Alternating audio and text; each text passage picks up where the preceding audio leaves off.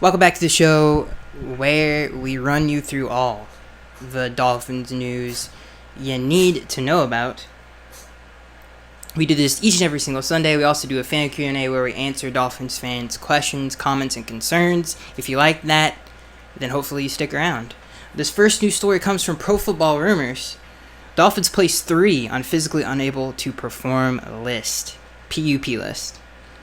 One of Gronkowski's former sidekicks in New England, Dwayne Allen, will not begin camp on time with his new team. The Dolphins placed the veteran tight end on their active PUP list on Sunday. Cornerback Cordrea Tankersley and linebacker / special teamer Mike Cole joined Allen in receiving this designation before Miami Dolphins training camp. Tankersley tore his ACL in November, so this additional delay was not unexpected. He started 11 games at corner as a rookie, but played only 6 as a reserve last season. So Cordrea is not that big of a hit. It hurts depth, but I feel like he'll be fine. It hurts his chances to probably make the roster. So it is a hit to the team, in my opinion, to not have them there at the beginning of training camp. Mike Cole is very valuable. He's actually a good reserve linebacker. Anytime he's had to come in and play, he's played pretty well. He hasn't played terrible for a backup middle linebacker. So that's a big hit. And then Dwayne Allen is a huge hit to not have. I don't know how long this is. I didn't even know he was injured, to be honest with you. Or maybe I forgot. I don't remember if he was previously. Someone's going to have to let me know that down in the comment section below. But this one came as a surprise to me. I don't know why Dwayne Allen isn't ready to play. I don't know what kind of injury he's dealing with, but so I don't know what the time frame is, but it doesn't list his injury right here, or any prior injury for that matter. So that sucks, but we have a ton of tight ends competing at that position. So for him not to be there right away sucks. To see how he fares against the other players would have been nice, and to have him there with Mike and Durham. Would have been nice because he's a good veteran presence there for that group, and that's such a young group. I guess you still have like Nick O'Leary and players like that, but it's gonna be such a competitive room that it would have been nice to have him there from the get-go. So that's why it is a big hit that Dwayne Allen. We won't see them all compete day one, which is unfortunate. This next news story is kind of small. The Miami Dolphins claimed, this comes from Pro Football Rumors as well. Miami Dolphins claimed off waivers from Raiders wide receiver Saeed Blacknall. Saeed is a speedster who went undrafted out of Penn State last year. He signed with the Raiders, and after some impressive moments during the preseason, he made the practice squad. He was briefly signed to the active roster in November, so he does have one NFL game under his belt. Saeed could have a legit shot of making the team since the Dolphins are entering a full-blown rebuild and will be looking for as much young talent as possible. I love how people really do think that our football team is so bad. Like, it is insane, dude.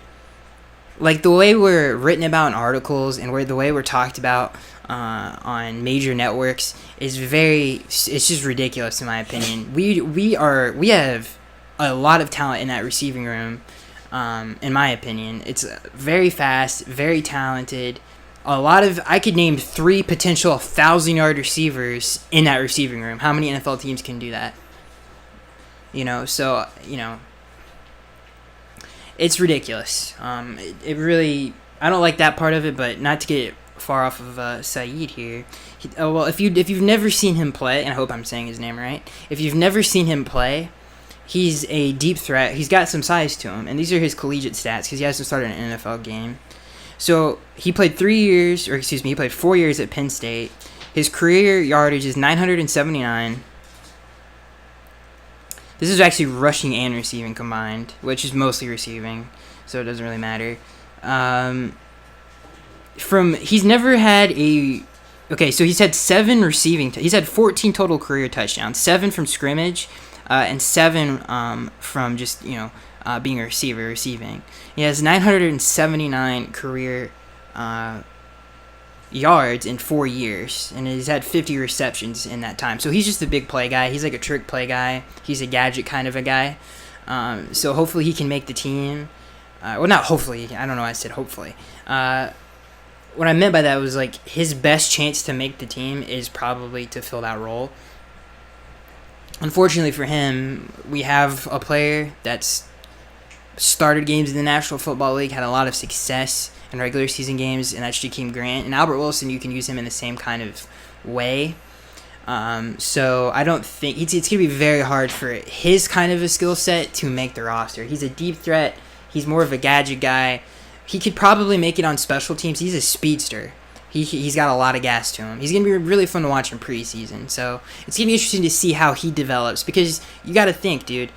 To me, Albert Wilson, Kenny Stills, Jakeem Grant, and Devontae Parker, all 4 of those are locks. Preston Williams I think he's a lock. If not, I think it's a very low chance that he doesn't make the team. So it's a very crowded group after you get past those guys. So it's going to be hard for him to make the roster. If he's going to make it, it's either going to be on special teams or as a gadget type of a guy. But he has talent. He's really fast. I urge you guys to, even in preseason with the Raiders last year, he had a few touchdowns. He had a deep bomb that he caught from, I think, E.J. Manuel. And he scored off of a play-action motion play where he motioned in the backfield and they hit him in the flat and he took it all the way to the end zone. So he's talented. But we'll see what happens just because there is a lot of depth there. Unlike how Pro Football Focus wrote it, like this team is just like begging for any receiver to help. It's like, no, dude, it's not the case. And this is a very heartwarming news story. This comes from Pro Football Rumors. The Dolphins announced they waived the defensive tackle with let me start it like this. That's very confusing. The Dolphins have waived defensive tackle Kendrick Norton. That doesn't sound very heartwarming, but let's get into the article. The Dolphins announced they waived the defensive tackle with a non-football injury designation. Norton, 22, will not play football again, but this transaction will allow him to collect a rookie salary from the Dolphins. So basically, we've paid his entire contract in full in guaranteed money. So he got a lot of money. I think we covered his... I don't want to say that because I don't know that for sure. I was going to say I think we covered his house, but I don't know that for sure, so I'm not going to say that. But the Dolphins, that's a very classy move by them, and it's good on them. And I know Coach Flores visited Kendrick Norton as well, so definitely taking care of our own, which is a nice little story right there. All right, let's move on. I don't know where I want to take you guys. Let's see here.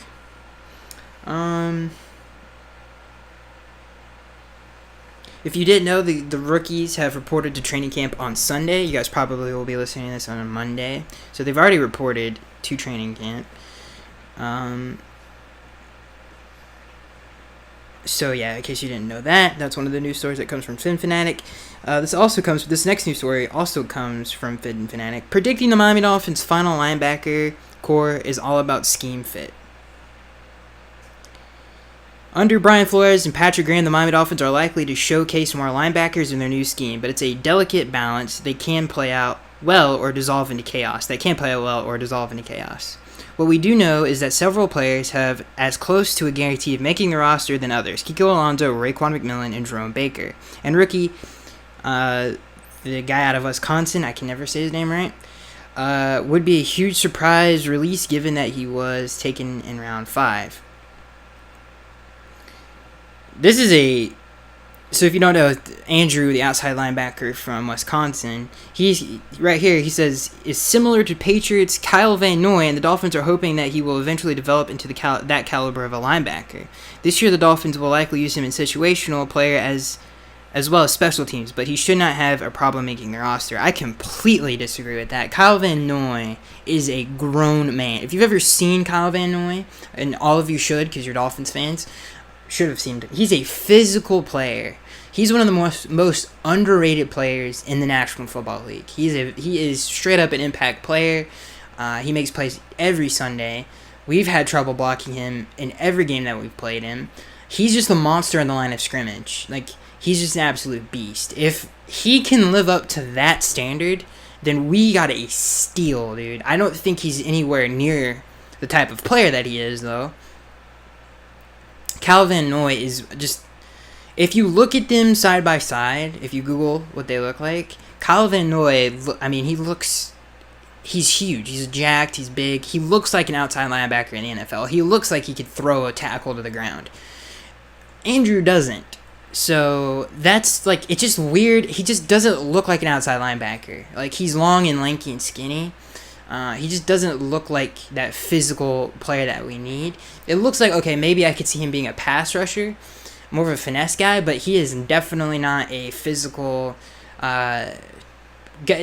I'm going to put him in the thumbnail if you guys want to look. He's the guy who's like holding his hands up in the Wisconsin uniform, in case you don't know. I'm sure all of you who are listening to this podcast know, so I don't know why I said that. But you can see, I mean, the man just doesn't look like an outside linebacker in the NFL at all. So he's skinnier. He looks skinnier than T.J. Watt did coming out of Wisconsin. So I don't know that. I don't like that comparison. But yeah, he brings this. Brian Miller, who did the article from Film Fanatic, he brings up a great point that it is really going to come down to scheme fit. I think you're going to see a lot of linebackers make the roster because of that, just because of how versatile the scheme is. And I think they're going to be very active in terms of most of our sacks will come from the linebacker unit, and I think so. So I think that will all add up to us keeping more linebackers than usual. And that's it for the news, ladies and gentlemen. Not a lot of news, dude. We're on, like, the precipice. We're on, like, the edge of the mountain. I cannot wait for training camp to start. It is a big deal. There's so many things that we need answered. And the biggest one, obviously, is the quarterback situation. And I cannot wait. With Josh Rosen being on the team a longer period of time, hopefully he's taken the summer off, really, to learn the playbook a little bit more. Hopefully he's more comfortable in the uniform that he's settled in. And hopefully that adds up to better play on the field. And I think it will. I really still do believe that Josh will win the and that is not just because Josh is a second-year player and we just traded for him. I really do think he's going to win it. But we'll see. There's so many factors going into it. It's going to make it a very fascinating training camp battle. Dude, this is probably, if you think about it, I mean, man, this is probably an all-time great. This might be the most interesting. I'm trying to think of, like, there's never been a player, at least for a long time. Maybe when Tannehill came, I don't know, but, like, I'm talking about quarterback. It's so hard to remember. Because for a long time now, we've really just been like, yeah, you're the starter. I mean, Tannehill's entire era here basically was that way, with the exception of his rookie year, for the most part. Chad Henne's career here was kind of that way as well. I can't really think of another, like, quarterback battle quite like this one. We traded for Josh Rosen. We traded a second-round pick for him. He had a great collegiate career. He's very talented. It's going to be very interesting. I was going to say this is the most interesting quarterback or training camp. Definitely probably the most interesting quarterback battle in Dolphins history. But maybe I'm missing something. I don't know. I don't think we should really count when Marino left and then we try to replace him. But I don't know. It's hopefully maybe I'm missing something, but it's a big deal, and I cannot wait for training camp to start, dude. And trust me, ladies and gentlemen, we're going to be breaking down every play. I'm going to be saving every bit of information. Every play that I can get will be read to you guys on this podcast. I promise that. It's going to be awesome. I cannot wait for this battle to start.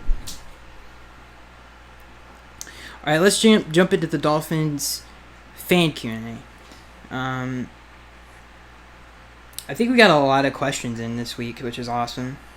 Yeah, we got 20 questions. I think there were 21 questions, which is a pretty big deal for this channel. So, it's amazing. So it's like we're getting 50,000.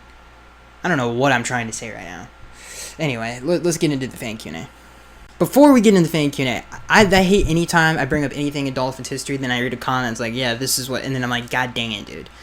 Because you're going so fast, man, you just forget stuff. Because you have to move on to the next thing. You can't just stay on one thing forever. And I hate when I miss stuff and someone comments like, yeah, this is what this is, this is it. And it's like, yeah, I know. It's not that I don't know.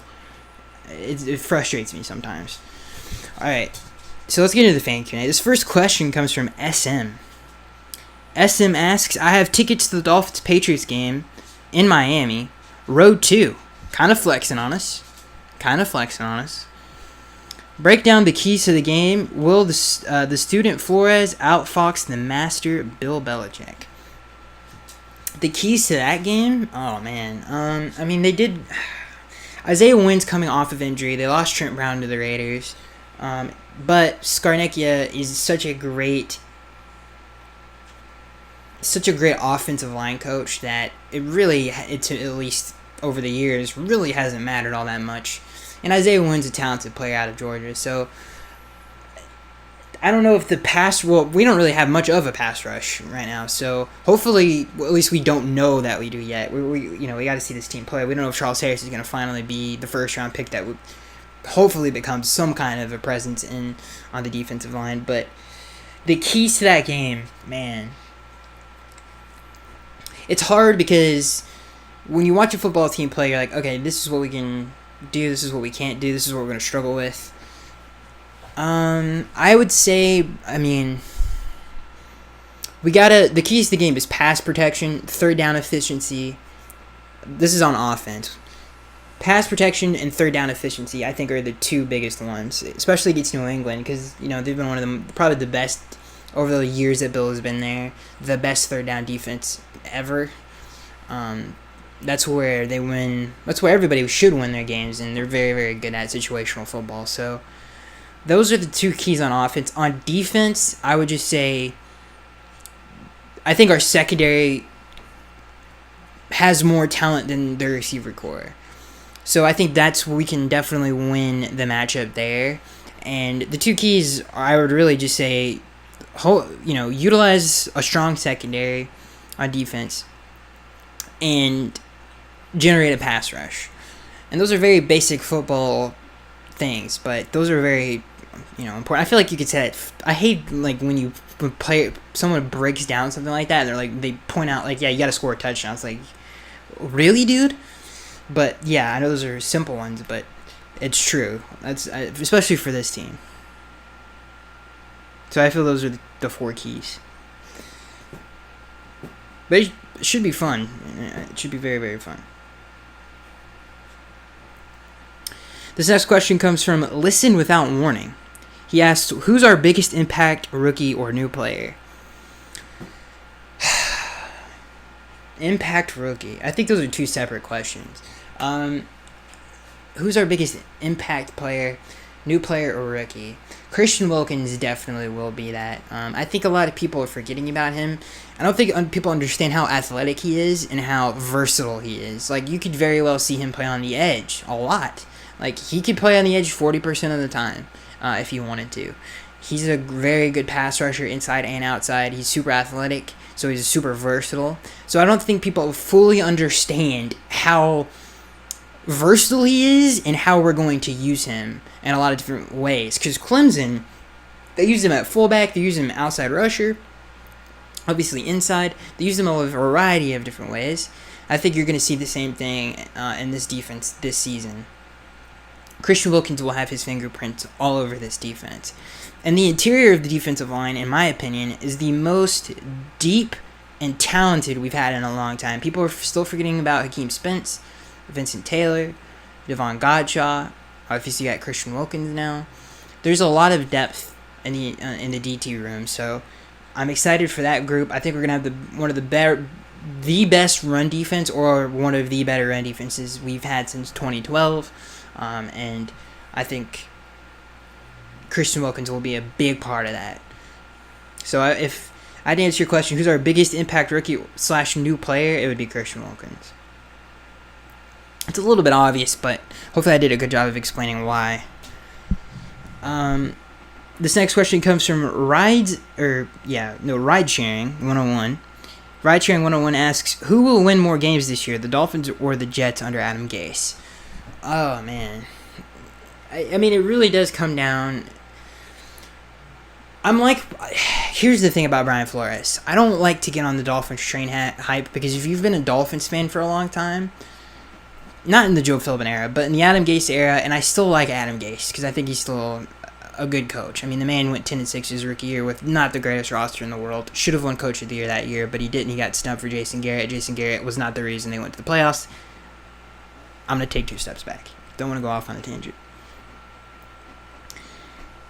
But I'm hearing a lot of great things about Brian Flores. You know, if you listen to some of the audible clips on the team stream of the Bleach Report for the Dolphins, I think John Kim Jimmy was talking about how it's been a long time since he's seen some of the discipline drills that we're going through to make the team more disciplined, how we're running the team to get conditioned well, so we play well in September, and that adds up to wins. Kim Bokamper did a great job of explaining how... Well, if you're a Dolphins fan, you know September, and if you've ever heard players talk about playing in Miami in September, it's one of the hardest things to do, if not the hardest place to play in the National Football League because of weather. Not the fans or anything, just the weather is so harsh. So if you can get conditioned, you already have an advantage no matter what the talent is on the other team. And that's why we beat New England a lot of the time when they come down here because they're not used to playing in that kind of weather. So, the fact that he's taking advantage of that, you know, some of his emphasis on technique and discipline, all of the players love him. You know, Ryan Fitzpatrick came out and said how consistent he is with his coaching and his philosophy, and how he pushes competitiveness, which I think is amazing. The reason it's important is when he said consistency and pushing the competitive mantra. That is so super, super important because a lot of coaches go back on that, and that's when they lose the locker room. And Adam Gase did that a couple times. So with Tannehill, so this is a good thing. And all of the things that we're hearing from Coach Flo and the people around him get me very optimistic about his future with the Dolphins. So it gets me optimistic about the team as well because the team is talented. It's just the offensive line and can we figure out a pass rush. So the defense is talented. The defense will not be bad. I guarantee it. The defense will be way, way better than it was over the last 3 years. You know, people don't realize, but under Adam Gase, we broke the team's worst statistical years as a defense twice, dude. We broke it twice. So the defense has been really bad. I think Coach Flo is going to bring that defense back to life, especially this, and I think it's going to happen this season. So it's just really the offense that I'm super concerned about with the offensive line. Because some of our quarterbacks aren't very... Ryan sort of can, but not really. They're not going to be successful behind bad offensive lines. So we need the offensive line to give us something. But your question was, who's going to win more games, Adam Gase or Coach Flo? I don't know. I really couldn't tell you. There's nothing that I could say in my brain. It would all be off of feel. And since I'm a Dolphins fan, of course I'm going to lean one way. But hopefully I explained to you how the Dolphins can win more games than the Jets. I can't really give you a definitive answer on that one. I apologize. This next question comes from Ron. Ron asks, Skaggs, what are your thoughts on the wide receiver we claimed off of waivers from the Raiders? I mean, we talked about it earlier in the show, but again, he's a talented guy. You know, preseason is going to be really fun to watch because the receiver is a super deep room. I mean, you're going to watch him, Saeed. You're going to watch Preston Williams, who's going to be so fun to watch. There's so much to watch in preseason. A lot of young players that are up and coming. You know, I'm excited to see Durham Smythe and his development, Mike Gesicki and his development. The depth on the offensive, even in the running back room, I mean, we're super deep there. There's a lot of areas on the offense that we're super deep at. It's just the offensive line. So preseason, I can tell you this, preseason is going to be fun to watch. But yeah, I think he's what I would think of him. He's a speedster. I think he can be a gadget guy, and he could be a good special teams player. SM, and when I say special teams, I mean returner. SM asks, name one player that if he gets injured would ruin the season. My pick is Laramie Tunsil. Would ruin the season?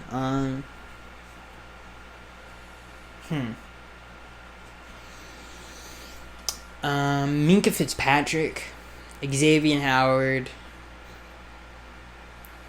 Those two would really wreck the season. because that would be the glue that keeps the defense together. To pick an offensive player that would ruin the season, Laramie would be probably number one on that list, and Kenyon would be a second. Though, if any of those players got hurt, it would be a huge blow, and it probably would ruin the season for the team. And I know we have a lot of depth behind Kenyon, but Kenyon, I don't think people really understand how he can affect a game. He can change a game by running the ball and by special teams and by coming out of the backfield. He affects the game in a lot of different ways.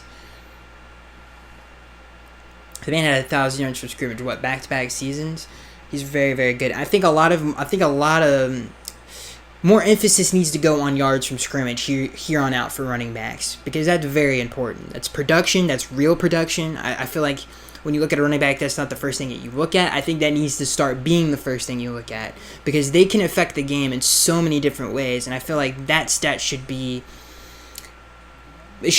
more, I think, especially nowadays.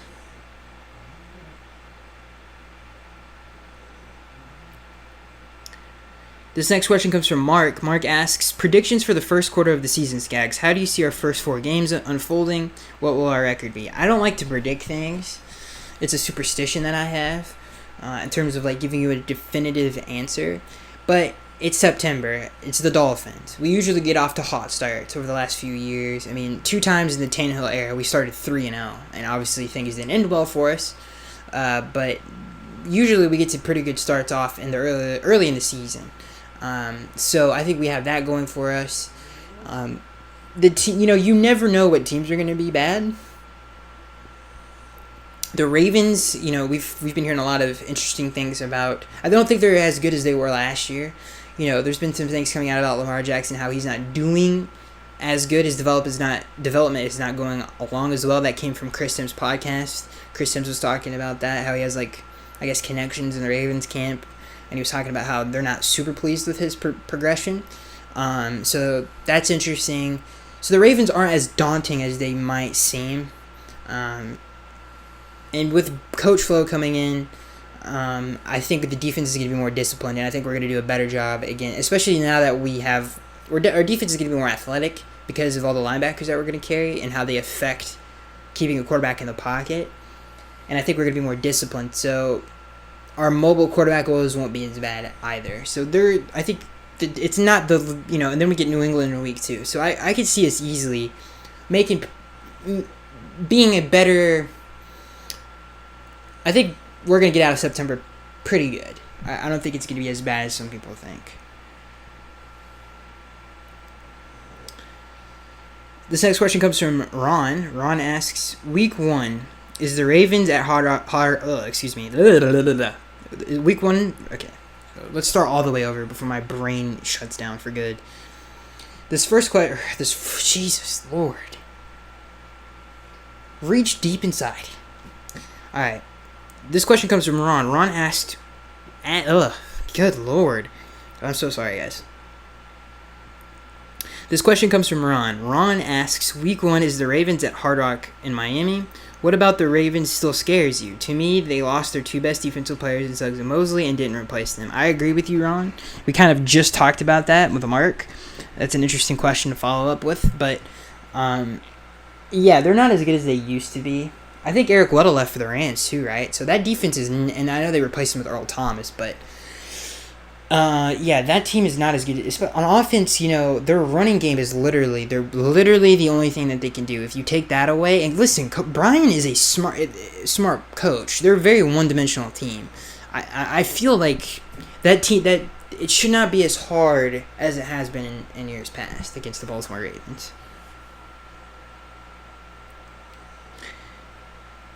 This next question comes from Manuel. He says, Ace Skaggs. 17-year-old...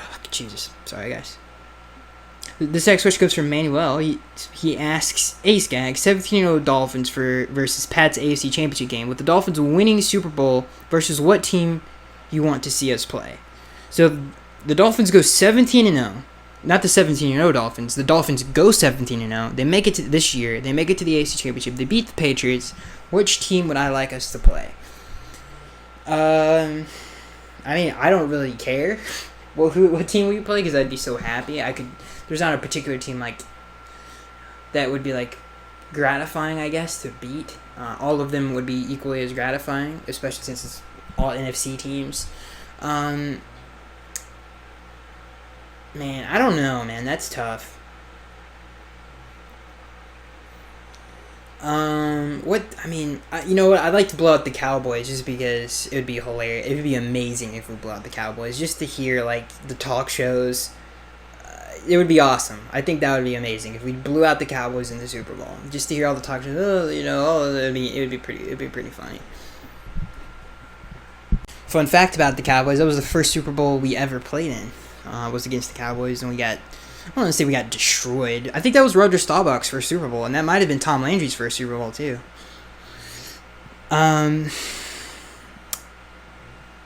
Mike Ditka played in that game, by the way, if you didn't know. This next question comes from G. Delva, I think. He asks, will Jake Rudock play as the starting quarterback? No. There's not a chance that will happen. I don't know why I can't say this next question.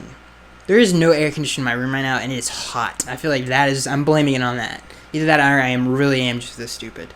This next question comes from Ron. Ron asks, out of Jonathan Woodard, Tyrone Holmes, Jaron Elliott, Charles Harris, Dwayne Hendricks, Jonathan LeBetter, Nate Orchard are the likely 4 to 5 defensive ends that make the roster. Out of those guys who are going to make the roster, man.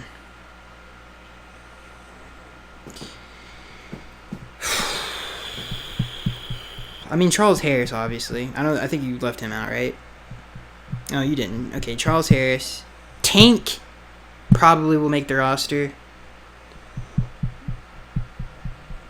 Jonathan Woodard is going to make the roster. I'll pick one more. I'm going to go with Nate Orchard. If I had to pick out of those guys.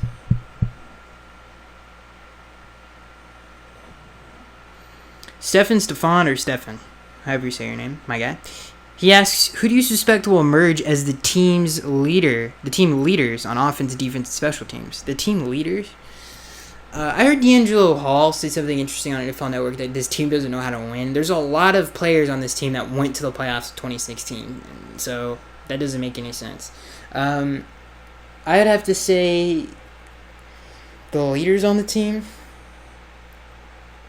On offense, I mean, man, offensively, it definitely would be Kenyon and Ryan Fitzpatrick. Kenny Stills, I think, would be the 3 most vocal guys. On defense, I would have to say definitely Raekwon McMillan, Minkah Fitzpatrick, Rashad if he stays, and probably I could see Jerome Baker being a good leader too, just based off of their personality. Special teams, probably, I don't know. I don't think you really need a leader on special teams, you know. I can't say this next. This next question comes from Ron. Ron asks, with the rookies coming in today and the veterans on the 24th, what source do you use to keep updated with training camp and play-by-play? The Palm Beach Post is really good at it. I think they do the best job of it. So I'd have to say the Palm Beach Post. This next question comes from SM. SM asks, give me 5 Dolphins Pro Bowlers for 2019.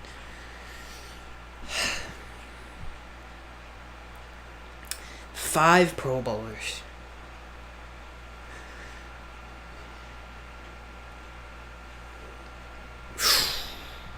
I don't know. To have 5 Pro Bowlers would be dope, but I guess 5 potential Pro Bowlers. I would say Kenyon Drake, Laramie Tunsil, Kenyon Drake, Laramie Tunsil, Minka Fitzpatrick, Xavier Howard. That's 4, right? Those 4 could actually make the Pro Bowl, though. Like, legit could make the Pro Bowl. 5.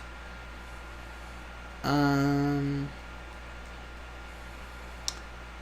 mean, if Rashad stays, he's got a really good chance to do it. So I'll say Rashad just because he probably will if he stays on the team. This next question comes from SM. He asks, you're the GM. Ryan Fitzpatrick goes on an awesome winning streak with surprising plays from the running back and tight end positions. The Fins go to the second round of the playoffs. However, Josh Rosen never sees the field. Now it's 2020, and he's requesting a trade. Who do you allow this? Okay, so Josh is requesting a trade in 2020. Who do you allow this trade? Would you? God, I'm all over the place. I am so sorry. I'm gonna do it over again just because I confused myself. This question comes from SM. SM asks, you're the GM. Ryan Fitzpatrick goes on a winning streak with surprising play from the running back and tight end positions. The Fins get to the second round of the playoffs. However, Josh Rosen never sees the field. Now it's 2020, and he's requesting a trade. Would you allow this trade, knowing that the Dolphins are on the lower end of the draft board and Ryan Fitzpatrick will be nearing retirement? That is a great question, SM. Like that, you just knocked it out of the park. So if we made it to the second round of the playoffs, first of all, Ryan is, I think he probably would have another year in him. But Josh is requesting a trade. Would I allow it to happen? No, I wouldn't. I would not allow that to happen. We have him on a rookie deal for cheap. There would be no reason to trade him unless I'm getting like a first round pick for him. So no, I wouldn't do it. I'd still keep him on the team. This next question comes from Bahamas Dolphins. It says, who do you see us picking up as an assistant coach? Who do I see us choosing as an assistant head coach?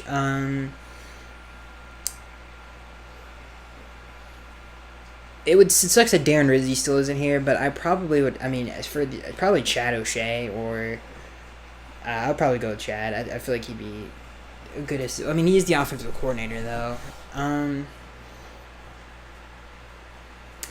That one's tough, man. I really don't know. It's a great question, though. This next question comes from SM. I apologize to everybody that I've been literally just butchering some of these questions. I'm sure it's super annoying me and I have to repeat it, but I don't know what's going on. This next question comes from SM. SM asks, which would be a dream job for you? The Miami Dolphins GM or Miami Dolphins play-by-play commentator? Keep in mind, NFL GMs change every 5 to 6 years. By far, Dolphins commentator. Like, that would be an amazing job. There's not a lot of expectations going into that. I feel like I would do a pretty decent job at it. If I were, and I'm sure everybody feels that way, would be given the opportunity to do it. It would be awesome to work for the Dolphins as an organization. Again, not a lot of expectations. You get to go to the games for free and just analyze it. You don't have to work that much. I don't know how much they get paid to commentate, though, so I don't know if I can make a living on doing that. But, yeah, if I made a living doing that, only having to commentate 16 games out of the season, that would be an amazing job. That would be a dream job. So I definitely, by far, would have to take commentator. This next question comes from Tony. Tony asks, if you could pick one player to have a breakout year, who would it be? And it can't be Rosen. Ooh, why can't it be Rosen? Oh my God. I guess I would have to say Charles Harris because we need a dang pass rusher. And I feel like this defense could be elite if we can get a really good pass rusher. So I would have to say Charles Harris. Because that would propel the defense to another level, in my opinion. On offense, if I had to pick one, just because it's a good question, and why the heck not, I would have to say probably, I mean, Devontae Parker would be an obvious one. I'm going to go with Mike Gesicki. If Mike Gesicki can turn into a really, like, a great tight end, that would be huge. With his physical gifts, like, that would be amazing.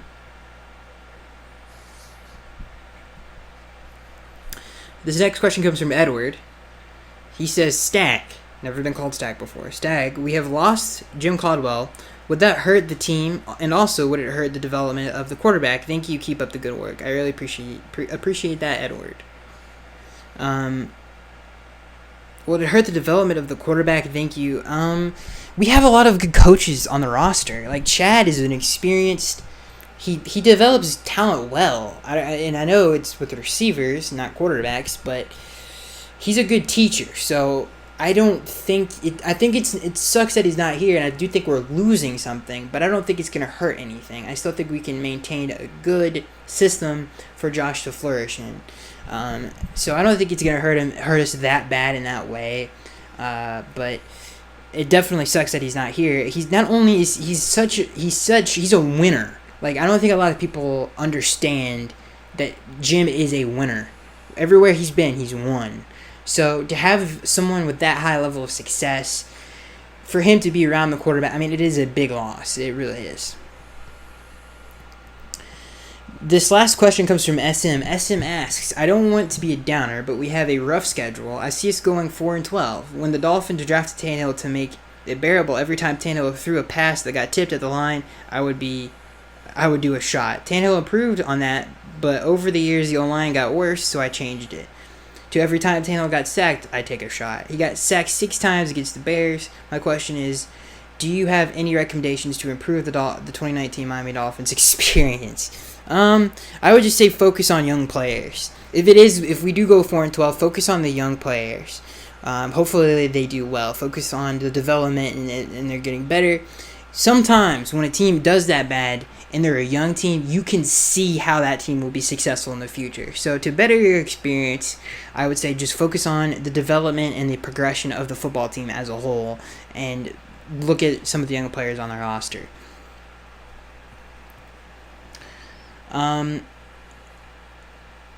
So before I let you guys, because we only did like 40 minutes, I do want to talk about something. And I do want to talk about the utter disrespect. Before we let you guys go, the utter disrespect that we are getting from the national sports media outlets. It's utterly insane. I think there was I saw an NFL Network segment that was on my team stream. I'm sure everyone's seen it here. It was really, I was like, dang, it's like that. Like, they said, pick a better Florida team, Tampa Bay Buccaneers and the Miami Dolphins. And it's not, if someone picked the Buccaneers, I'm like, okay, that's not disrespectful in any way. I understand it. I respect your opinion. It's totally fine. But they go to this, Mike Garafolo, I don't know if you guys know who that is. He's a reporter for NFL Network. They go to him and give him his one. And he laughs like the most Jimmy Fallon fake laugh you've ever heard in your life, and it just makes you want to punch the screen. He laughs like it's a joke, that question. And he goes, I think he says, is this a serious question or are you serious? I can't remember exactly what he said. Let me see if I can't find the clip. If you guys bounce now, I completely understand. But hopefully we get some of the hardcore folks. I don't know if I can find it. It is utterly just ridiculous. Let's see if I can't find it. I'm sorry, guys. This is taking... I don't think I'm going to be able to find it. Yeah, I think I found it. Okay, here we go. I think this is the clip. I'm expecting more out of the Bucks. I think... Which is fine. D'Angelo Hall, you want to say that? That's totally fine. Bruce Arians is a good marriage. I just don't think that's totally fine. I agree with that. Bruce Arians is great. Of the other teams in that conference. That's also a great opinion. They're going to probably be the last place team in that conference, but true. It's because that conference is just so good. That's also correct. You got me stuck. I agree with everything you're saying right now. Other than I think that we're going to be a good team. I don't think we'll be a bad team. If the offensive line works out. For the Bucks to compete with the Saints and the Falcons and Carolina, but they'll definitely be better than Miami. That's fine. You want to put a definitely on it? Doesn't hurt. Hurts my feelings a little bit. That's fine. Come on. This is a real one? Is it a real one or a fake one? It's real news. This is this season, right? Yes. Yeah. No, not this season for Miami. I'm not going to say the T word. I'm not going to say it, but stripping it to the studs down there, Okay. Preparing for the future. Mm-hmm. I won't say that T word. You better not. I do like the Buccaneers. It's hilarious, guys. I think Arians comes out of what he was doing and says... I don't know if that was the clip where he laughs, but there was definitely laughter. I don't know if you guys heard that. It wasn't as, I exaggerated it a little bit. A couple of months. Let's just put it to this training camp. But here's another clip. Patrick, the veteran, and Well, you know what? both these We guys got nothing really to talk about. Let's end the show with this. For me, it should be a true quarterback competition. You I agree with that. Know what you're going to get. It will be. I mean, I almost said right. Fitzmagic. I know, but I was going to say Fitzmagic. But you already know what you're going to get. They're talking about what do you want to see in Dolphins training camp? They want to see a true quarterback competition. That's what they're talking about. And they need a leader. And I don't know if Josh Rosen is the leading type.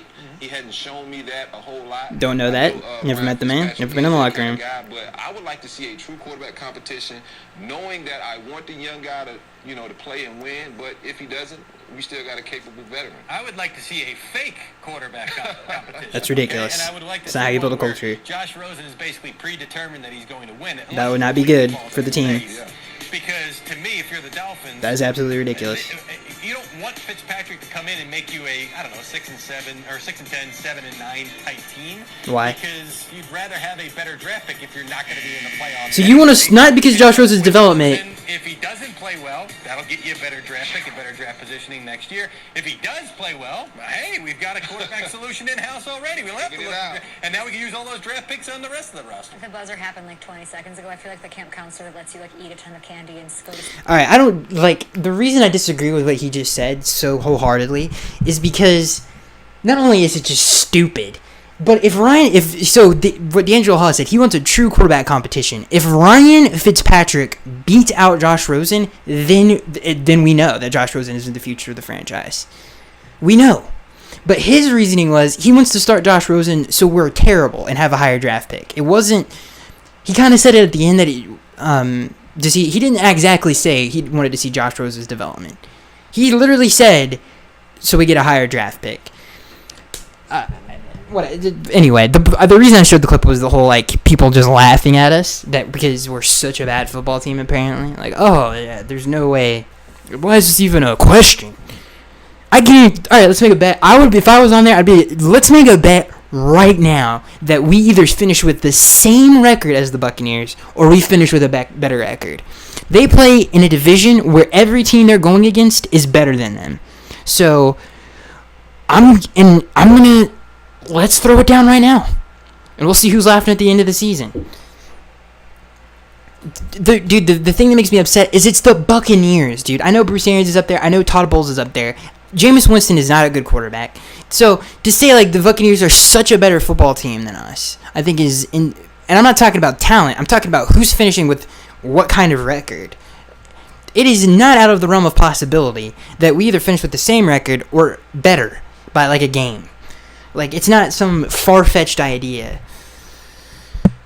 But yeah, it wasn't as I think I exaggerated a little bit, but there was definitely D'Angelo Hall thought it was hilarious though. Anyway, yeah, I think the whole national media thing is just so, it's like Jim Carrey playing the Riddler. It's so over the top with how bad people think we are. And I could eat my own words. We could go 4-12, but I don't think we're going to be that bad. I don't think we're going to be that bad. So that is going to be it, guys. I was KX83. I hope you guys enjoyed the show for this week. Your support is greatly appreciated. Tell me what you guys think about the whole national media thing. Do you think it's overblown or do you think they're right? I don't think they're right. I think it's just... If you guys remember, the last thing I'll say, in 2016, we literally were ranked dead last by ESPN's power rankings, and we made the playoffs and went 10-6. We were literally treated the same way in 2016, and we made the playoffs. Even when we made the playoffs, no one was talking about us. I guarantee you ask every NFL Network analyst in there, and when was the last time the Dolphins made the playoffs? Maybe... I doubt you will get 3. Maybe you'll get 4 to 3 correct answers and say 2016. You ask none of them, it's no one even remembers that season. So we got similar treatment in 2016 and we still made the playoffs. So it's not like it hasn't happened before. Even in 2000 and Yeah, it was 2007, if I'm not mistaken. We went 1-15. I could be totally wrong about that. It could be. I don't know why I think it's 2009, but I'm pretty sure it was 2007. And the next year we went to the playoffs with the whole Wildcat stuff with Chad Pennington and the whole Bill Parcells, Tony Sperano thing. So it's happened before, dude. It's fine, dude. I like to fly under the radar. I can't wait to beat the Jets and Bills. Like, I feel like I cannot this year. Those games to me are even more important just because of how great everybody thinks those teams are going to be. So yeah, that's gonna be it, guys, for this episode. If you made it this far, I really appreciate it. And hopefully you didn't hit your TV too many times with me messing up a few times. And I just got Extra 1083, and I'll see you guys in the next one.